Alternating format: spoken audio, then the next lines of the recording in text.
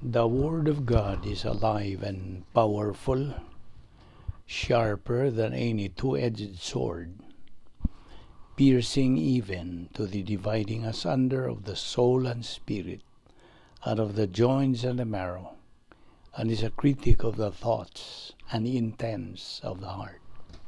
All Scripture is God-breathed, and is profitable for doctrine, for reproof, for correction, for instruction in righteousness, that the man of God may be mature, thoroughly equipped unto all good works.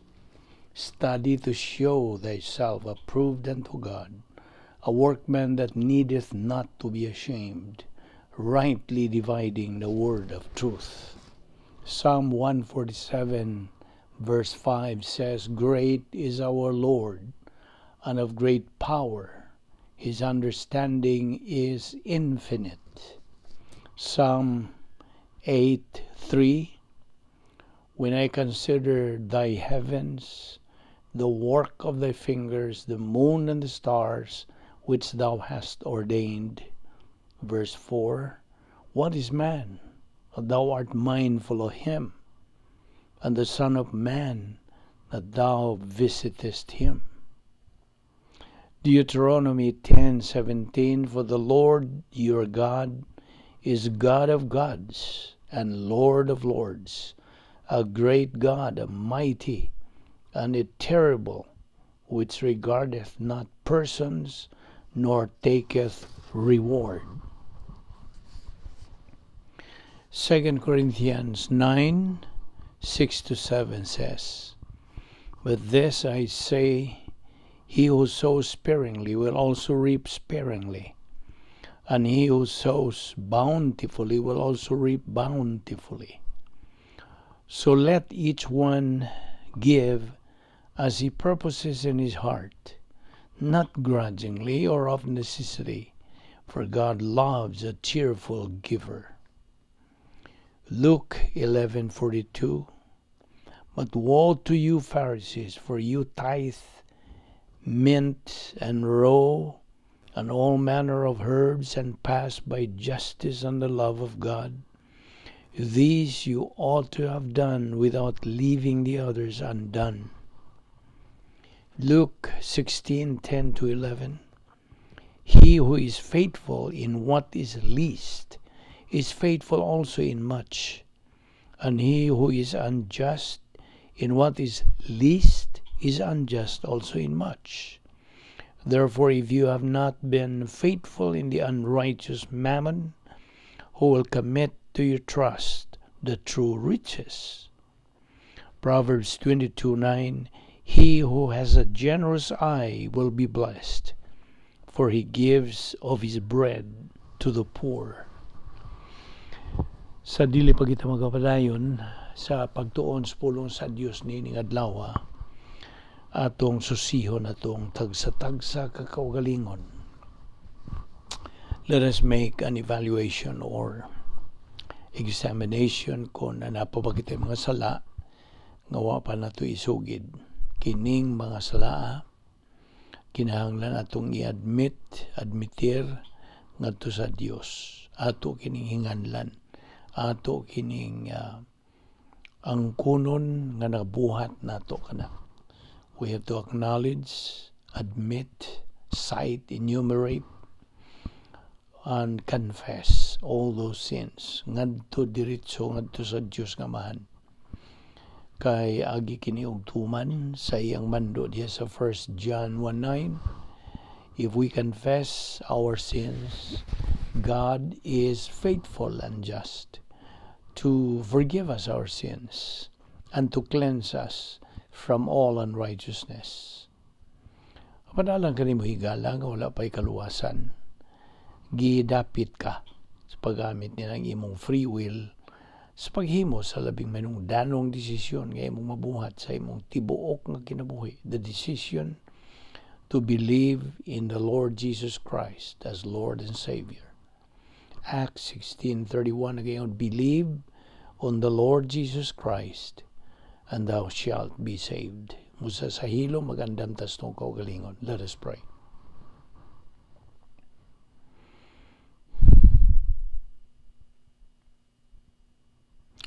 Amahan na mga Diyos, nagpasalamat kami kanimo na tanan sa imong pagdala na usab kanamo din ning dapita.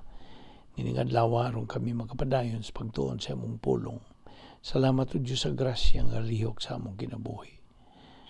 Salamat ng among Bible study through the YouTube, ubos sa Vic Balbido Evangelistic Ministry. Kining tanan among gipasalamatan sa ngalan ni Ginoong Hesukristo. Amen. Well, may adlaw sa tanan, welcome no sab ning atong adlaw nga pagtuon sa pulong sa Dios. Kaninyo labi na sa mga subscribers, mga followers, atong mga higala, mga igsuon diha ni Kristo.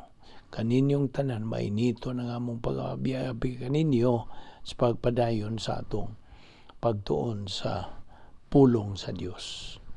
Okay? Niya pa kita magdupot sa atong tun-anan nga giuluhan og the real keys of success in life. Now, ato namang nasayran nga kining atong pagtuon sa pulong sa Dios ang atong gibasihan lamang maong pulong sa Dios. Ang doktrina.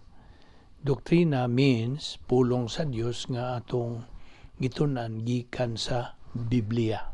Ang ato lang yung baruganan din hiingon nga mga Kristohanon mao nga atong basihan ang sola fide, sola gratia, solus Christus. Bud pasabot, sola fide, faith alone, pagtuo lamang. Sola gratia, grace alone, grasya lamang. Ug solus Christus, Christ alone. So faith alone, grace alone, Christ alone. Ato sab kanang matun-an diha sa Episo 2:8-9 nga nagaingon, we have been saved by grace through faith, that not of yourselves, it's a gift of God, not of works, lest anyone should boast. Okay? Padayon ta sa atong gibiyaan. By the way, ang atong mga gipanghisgutan na as far as our subject matter is concerned, real keys of success in life, ato na mag-ingon kanimo nga kining mga butang atong gipanghisgutan gikan sa pulong sa Dios nga atong gitun-an ang matuod gyud nga mga yawi to unlock sa atong pildiro, pananglitan, pildiro tawir, losers in life. Then, atong gitunan ang matuod yung Yahweh to unlock nining atong pagkapildiro ngadto sa pagkamalampuson sa kinabuhi. The real keys of success in life, not through the steps gisugyot sa mga secular books like How to Win Friends and Influence People, dili.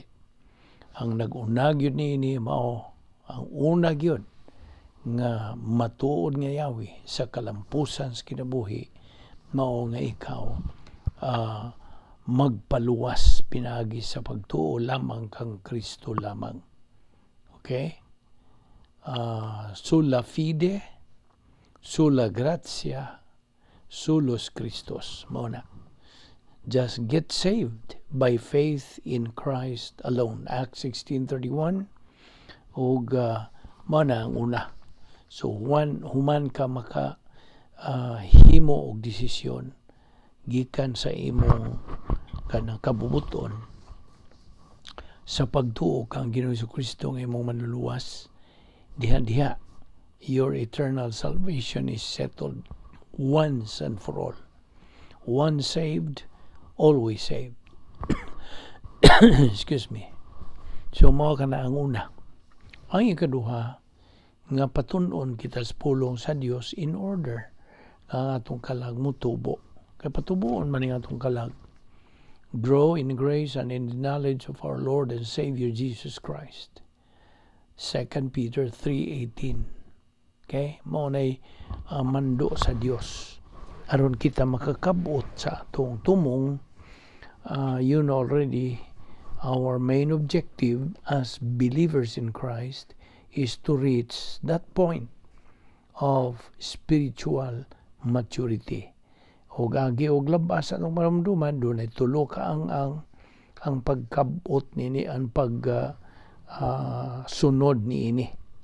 Kay kinahanglan mo agi man kita sa nining tulo ka mga ang nag-una gyud ni imong pagkabata nga Kristiyanon. Gitandi ka, brefos ka sa usa ka batang masuso, sa bag-o ka pang natao pag-usab, newly born again. Okay? Sa imong pagnawat ni Kristo nga imong manluwas, you were born again. Natao ka pag-usab. Kung mao na nga kay natao ka naman pag-usab, ikaw gitandi lang sa usa ka batang masuso. So unsa may gikinahanglan ng maong bata aron siya motubo? Dili nimo pagkan-og gahi nga pagkaon kay wa pa man siya ngipon. Diba? Sama usab sa usa ka magtutuong bag-o pang naluwas. Sugod siya sa pagkabatang masuso. Kay hangtod nga unsa may iyang kinahanglan? Gatas. Mao pa man iyang aron siya motubo. Okay? Gitandi kada nato sa usa ka bag-ong na tawo pag-usab nga kanang Kristiyanon. So sige siya inom sa gatas, gitandi kada nato sa mga basic doctrines, sinugdanan nga mga pagtulunan sa pulong sa Dios. Sige, padayon siya. That is, gitawag nato na spiritual momentum, pagbuylo sa iyang Kristiyanong pagkinabuhi. So sige siya saka, sibuk ngadto sa unahan, magkakabot na siya sa ikaduhang ang nga gitawag og ang sa pagkahingkod, adolescent believer. Okay? Unya, mga gahi-gahi na nang iyang pagkaon, anam-anam. Okay? Kay na naman siya ngipon o na anam-anam na siya ka og mga solido nga mga pagkaon. Solido nga gitandi sa a little advanced doctrine from the Word of God. Padayon gyapon, way undang. Hangtod nga iya nagyo makabot ang iyang tumong. The third stage, which is spiritual maturity. Espirituanong paghamtong. Nga diin mo kana ang stage of capacity for life. Na siya katakos sa pagkinabuhi. Manam-anam na og kanindot iyang masinati ang kinabuhi. Life for him would become purposeful, meaningful, and with definition. Anam-anam na. Isip ka, nagkakabot naman siya spiritual maturity. Hamtong na siya. So na siya katakos pag kinabuhi. Okay? Katakos sa pagdawat sa mga panalangin. Katakos sa paghigugma. All of those. So mature na siya. Mao kana ang atong ultimate goal as believers while niya pakita nining kalibutan na. Okay? Kay kita tawag man og believers in time. Okay? Nag-andam kita atong kinabuhi alang sa believer in eternity na unyata. Inikuha na sa Dios kanato ikaning kalibutan na by physical death or the rapture, whatever comes first kuno sa mauna. So kung rapture, di na kaya abot o pagkamatay physical. Kaya mo naman na ang pagsakgaw sa laing pagkasulti ang pagkabanhaw naman kana sa simbahan. Simbahan, the church age believers, kita. Okay? So mo kana ang growing in grace and in the knowledge of our Lord and Savior Jesus Christ. 2 Peter 3:18. Mao na ikaduha. Ikatulo nga atong unsa hatagan og dakong gibugaton atong pasiuna sa atong kinabuhi ang pulong sa Dios. Prioritize God's Word. And by kini mahimo lamang by exposing yourself to doctrinal Bible studies. Kini nga atong pagtuon, pulong sa Dios, pinagi ning atong ministry. We are just following the doctrinal kind of Bible study. Okay? Ug unahon gyud nato ang pulong sa Dios. Unahon gyud nato sa atong kinabuhi. Kay agigtuman usab kana sa mando sa Dios diha sa Mateo 6:33. Pangitaa una ang gingarian sa Dios ug ang iyang pagkamatarong ug kining tanan igadugang ra diha kanimo. Seek ye first the kingdom of God and his righteousness, and all these things shall be added unto you. Okay? So mo kana nga man pud na sa Lucas 12:31. Therefore, i-expose ang imong kaugalingon ngadto nining matang sa pagtuon sa pulong sa Dios. Okay? Sa ikaupat, mao kaning gitawag nato og organize your life around God's Word. Ipahilo na ang imong kinabuhi diha sa pulong sa Dios. Ug ako nga gitagaan sa memory aid ni nga Operation ROTMPP. R, routine. O, organized life. T, true scale of values. M, making good decisions from a position of strength. P, persistency. The other P, perseverance. So muna, Operation ROTMPP by mo kana ang pangagi nga ma-organize nimo imong kinabuhi diha sa pulong sa Dios. Ug ikalima mao na tong paggamit nato sa napulo ka mga paagis pagsulbad sa mga suliran nga gisangkap sa Dios kanato, God's 10 problem solving devices. Ug yatagan po kanako og memory aid niini nga Operation RFFG DPIHPO.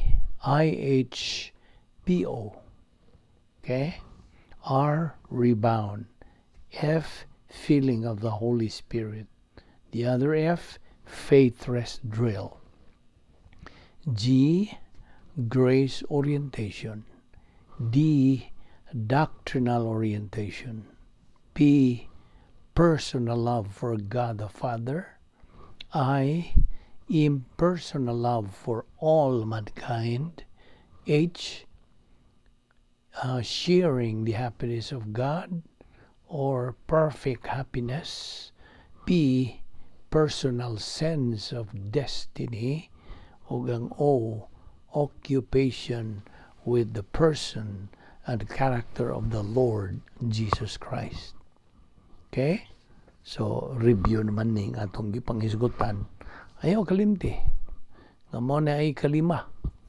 Nga real key to success in life by using God's 10 problem-solving devices. Tiyan mo na.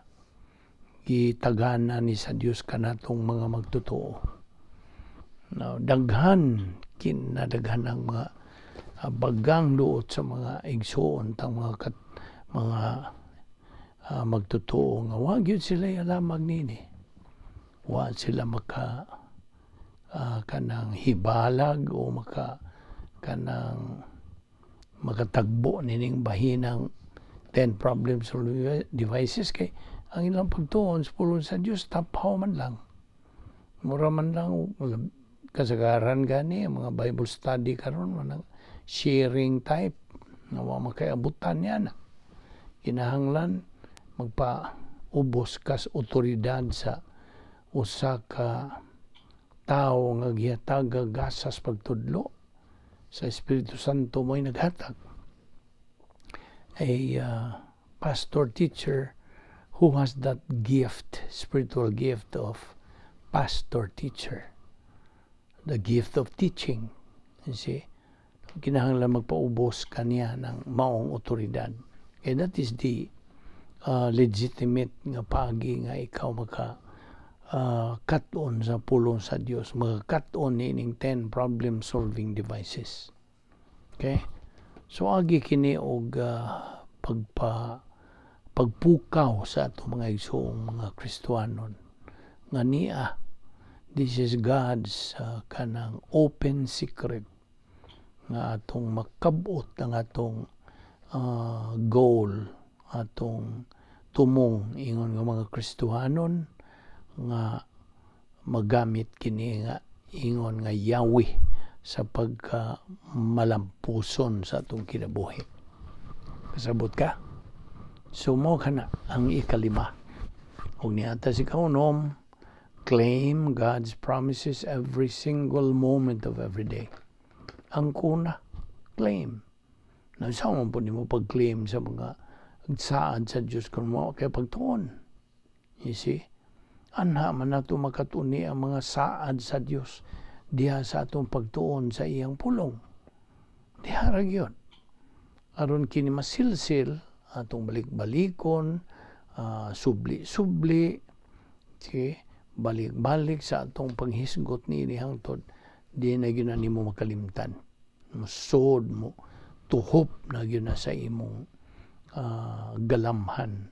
So sa diha nga you learn by heart sa nga saad sa Dios diha sa iyang pulong, imo ka nang angkunon sa matag adlaw moment, matag kanang gutlo sa adlaw-adlaw nimong pagkinabuhi.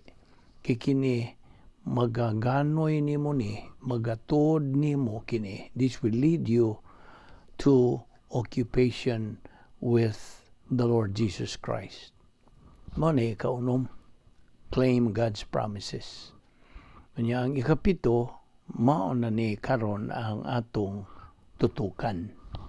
We are now on the 7th real key of success in life nga ako katagaan na pud og lain nga memory aid.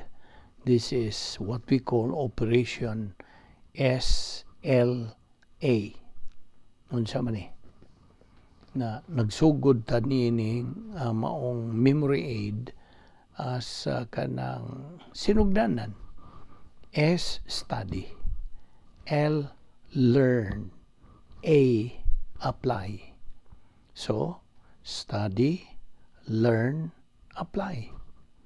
Now, atong gidugangan kiniglain nga gidugangan nato og kanang pulong, dili kay pulong, kining litra, okay? I think that's the right Visayan. Atong ibutangan ni og B, SLBA, okay? SLBA, study, learn, believe, and apply. Kaya di man nimo ma-apply ang pulong sa Dios kung dili na nimo tuuhan. Kasabot ka? Until nga imong tuuhan, dawaton ang pulong sa Dios, dili yung kaka-apply. Di nimo magamit. Way kapuslanan, nahimo lang na og unsa to? Kung iingon nimo, academic knowledge ra. Nga kining academic knowledge, parihar gud sa atong nakatunan diya sa mga eskwelahan nato.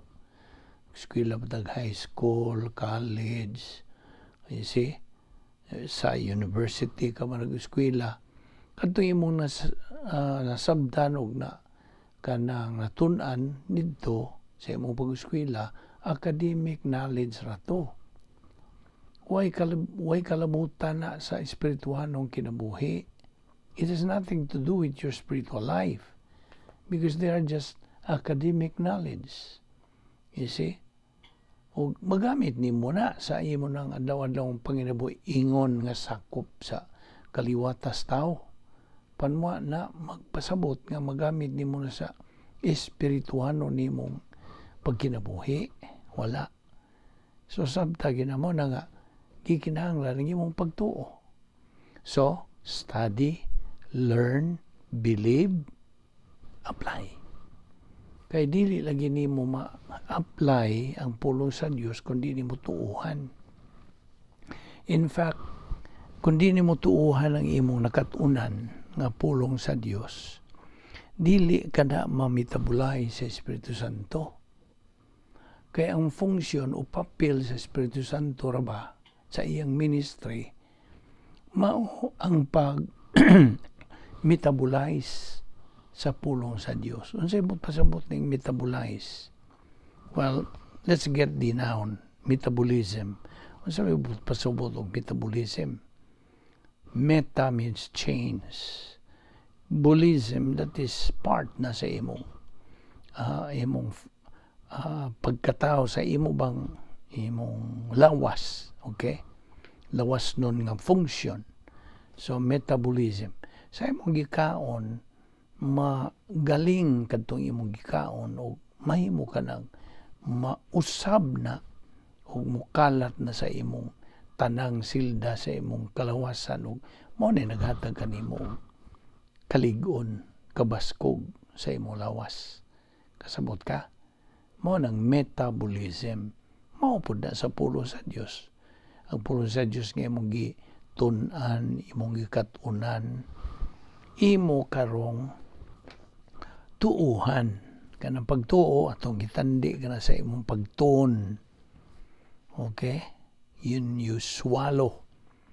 When you swallow what you have eaten, mo na inigkahog na dito sa mong istomago, mo na mausab na meta. So, mo na ingon og metabolism. So, ang Espiritu Santo mulihok na yun iyang ministry sa paghimo niya ng na-metabolize, pag-metabolize niya ng pulong sa Diyos nga imong nakatunan, natunan, o imong gituuhan. Okay? Ayaw ginagalimti ka ng pagtuo diha. Faith. So, in other words, sa imong nakatunan, you are kanang mixing that Word of God with your faith. Imong gisagulan sa imong pagtuo. Kaya di man na kanang metabolize kung di lagi ni mo tuuhan. So, mo ka na ang process nga atong hulagway dihan nimo. So, mo na yung ikapito nga real key of success in life. Operation study, learn, believe, and apply. Okay? So, mo ka na ang ikapito. Onya, ato lang pong isumpay kining lain nga kanang operation. This is kanang ingnon lang nato they go in tandem. Operation is LBA o Operation PTA. Unsa man ning Operation PTA? Okay. PTA dili ni Parents Teachers Association. Kini anang P stands for place. Dapit. Ang T stands for unsa? Time, panahon. Ug ang A stands for unsa? Attitude. Okay? So, place, time, attitude. PTA. Okay? Sundan ni. Aron di ka mawas passing. Operation PTA. A believer ang usa ka magtutuo kanang is supposed to be kinahanglan nga siya anaag yun sa hustong dapit, sa hustong panahon, uban sa husto nga pagtagad. Nasabot ka? Sa in English, a believer must be in the right place at the right time with the right attitude. Okay? So, nakuha niyo?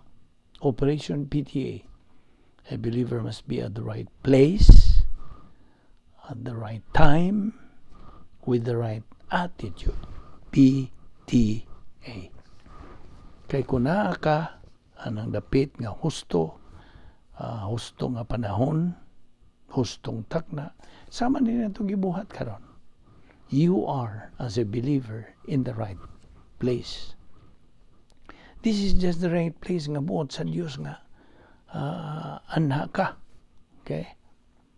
Maminaw, magtuon sa pulo sa Dios.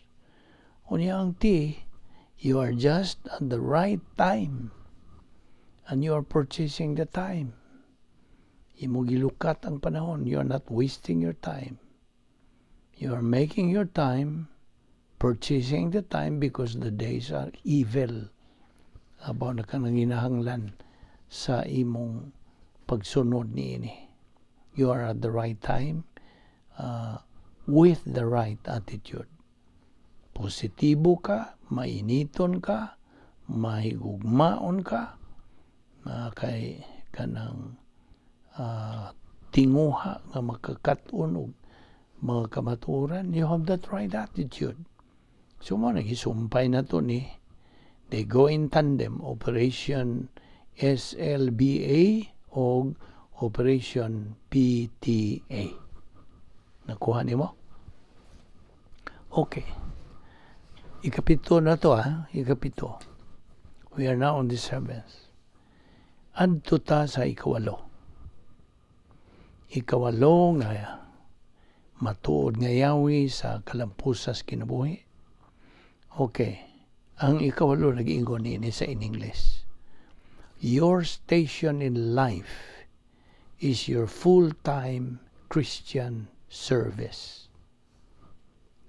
Sabi ni Saya, unsa man ang imong kanang kahimuan sa imong kinabuhi o stasyon ba nimos kinabuhi, mao kana ang tibuok nimong panahon nga pag-alagad nga Kristohanon.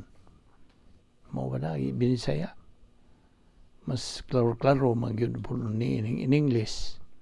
Your station, unsa ka man, engineer ka ba, abogado ka ba, maestro ka ba, kanang bisag unsang station in life, your profession, your niche in life, okay, your status in life, your station in life, mo kana imong full-time Christian service. Timan na, ikawalo na kay kung masilsil na nimo nga mao gyud imong full-time Christian service, unsa may imong trabaho, janitor ka ba lang, ibutang ta, o manager ka ba, o CEO ka ba o sa kumpanya o unsa, whatever your station in life, mao na imong full-time Christian service. Na kung masilsil na nimo, mahimon ng second nature sa imong kinabuhi, you will function good sa husto nimo nga unsa pag-alagad o tulumanon sa imong gitrabahuan. Bisag unsa imong gitrabahuan, mao na imong full-time Christian service. Kaya na ay tuyo ang Dios nga magibutang ka diha. Sabot ka? Nasa tuyo. Tingali ang tuyo niya nga ikaw makasangyaw sa may malita sa kaluwasan nga nasa imong mga imong katrabaho, okay, co-worker, o tingali ikaw ang makasangyaw, makasaksi ngadto sa inyong manager ba sa inyong kompanya o CEO o unsa. You see, so mo na timan niya mo na ikaw lo. Your station in life is your full-time Christian service. Okay? Mo na ikawalo. Okay. Unas tanan, sa agi og kanang sumpay ni ining mga butanga, may kabahin ni atong pagtuon sa pulong sa Dios, na inomdom ka ba nga kitang mga magtutuo naaman lagi tay OSN, old signature, ning tapot man ni sa atong tanang silda sa atong lawas sa puno man ni sa kinaiyang makasasala man ni binisaya kay dungan man tos pagkalaglag nilang adan og niiba ng pagbuhat sa salang panulundon, gidugangan og kinaiyang makasasala, mao nay nakapa himulag sa tao gikan sa Dios. Hinumdum ka sa formula, AOS plus OSN equals spiritual death. So, atong tutukan kining old signature, kinaiyang makasasala. Kini mo'y magatukmod nato sa pagbuhat og mga sala. Mo na nga, matag karon og unya, mumpildi ta sa iyang pagtintal. Di naman madagod pagtintal kay niya man lagi sa atong lawas kining kinayang makasasala. Di na ginakinahanglag kuhit-kuhiton kay na naman lagi di sa sulod. Mao nay kung basketball pa na kanunay leading og half shot. So, kung ikaw daghan nagpulong sa Dios di sa imong kalag, makaasdang ka na, makapusgay ka na, maka-neutralize ka na sa gahom niya ng kinayang magasasala. Mo na nga, muabot ang panahon nga, wala, ludon ka na og sala. Kontra na yun nimo ang sala. You hate sin. So mo na nga, kay sige, panahon lagi nga kita mapildi, mutugot kita sa itong kinayang magasasala nga mo dumala sa atong kalag, din inigasala na nato. Ang tentasyon, by the way, tentasyon dili sala, ha? Daghan bang murag naglibog nini. Ang tentasyon, ang pagtintal dili sala. Kano sa man mahimong sala na sa imong pagsugot niya ng tentasyon, musugot ka niya ng pagtintal nimo, maingon man ang old signature nimo si Satan. Sige na, andar na lap, sige, kanang awayan na lang imong kontra, mo ka na. So kung mo sunod ka niya na imong tugutan, diya ka makasala, kasabot ka. So it becomes sin sa diha nga mosugot ka niya ng mga tentasyon. Apa lang tentasyon mismo, dili sala. Ang haramay mong sala lagi sa diha nga ikaw mo kunsa. Mo ka ng sanong ka o mo sugot ka. Now, kita nga mga magtotoo, mga anak sa Dios, we are punished. Dili tungod sa atong mga sala. Bantay. Ayaw po pagkawas passing nini. Kita, our God is going to punish us not because of our sins, but because we have grieved the Holy Spirit. Grieved. Gisakit. Kaya kung mubuhat ang sala, atong gisakit ang Espiritu Santo. Gisakit na to. So, ingon nga mga magtotoo, we should be aware nga naatay mga responsibilidad sa atong Kristohanong pagkinabuhi in our Christian way of life. Og diya sa Galacia 5:19-21, naghisgot ka na natong mga magtotoo, kita'y gihisgutan niya na. Apan ang Diyos has prepared the escrow blessings for believers. The only requirement for believers is for them to reach spiritual maturity. Iba naman taniya na, no? Hopefully. Nga, ang gikinahanglan ra gyud sa Dios kanato mao nga kita makakabot, kanang abot sa atong espirituhanong paghamtong. Gandam na gud ang Dios sa iyang escrow blessings in time. Ini nga itong panahon. So, posible na itong madawat. Kung magkakabot na sa atong espirituhanon nga paghamtong, that status of or stage of capacity for life. So, well, of course, niya itong higayon nga na tao ta pag-usab. That moment we were born again, we have the inheritance. Gihatagan na tagi andaman, tagan-an na sa Diyos sa iyang kanang unsa may binisayang inheritance? Panulundon o kabilin? Well, whatever. Nagkasabot ka na kung pasabot niya ng inheritance. Mga kabilin. Panulundon. Ikaw may musunod, manununod sa kabilin. So, inon lang ito panulundon. Okay? Now, kano sa man mawagtang rabaning kining maong kabilin. Kining inheritance pa mawagtang. Kano sa man ni mawagtang? Paminaw. Mawagtang ni matangtang ni ikan kanato sa diha nga kita nakasala og nakarnal. When we are in the status of carnality. Karnal. Sa diha nga kita makahimo og sala, karnal ta.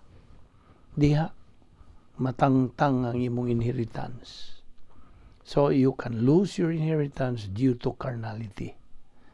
Ang mga ganti tuod nga giandam sa Dios. Unsa may gibasihan nini?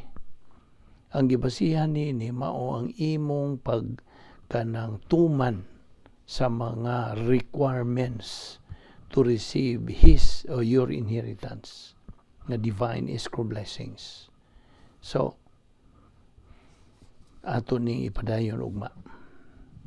Okay, di man ikining mga puntuha nga itong gidani mo o hinaot nga nasabtan nimo pinagi sa imong pagtutok lamang sa ministry sa Holy Spirit nga siya lamang magtutudlo sa kamatuoran.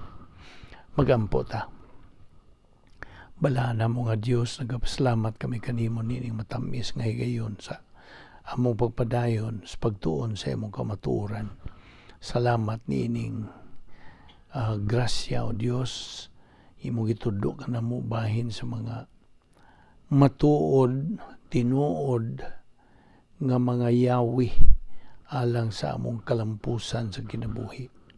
Salamat ning tanan o Dios, naot nga kini mahimong panalangin kanamo. Thank you for our Bible study through the YouTube under the Vic Balbido Evangelistic Ministry. Dada kami pagbalik ugma dinhi. Kami makapadayon sa among pagsibog ngadto sa unahan ingon nga imong mga anak. Kining tanan among ipasalamatan sa ngalan ni Ginoong Hesukristo. Amen.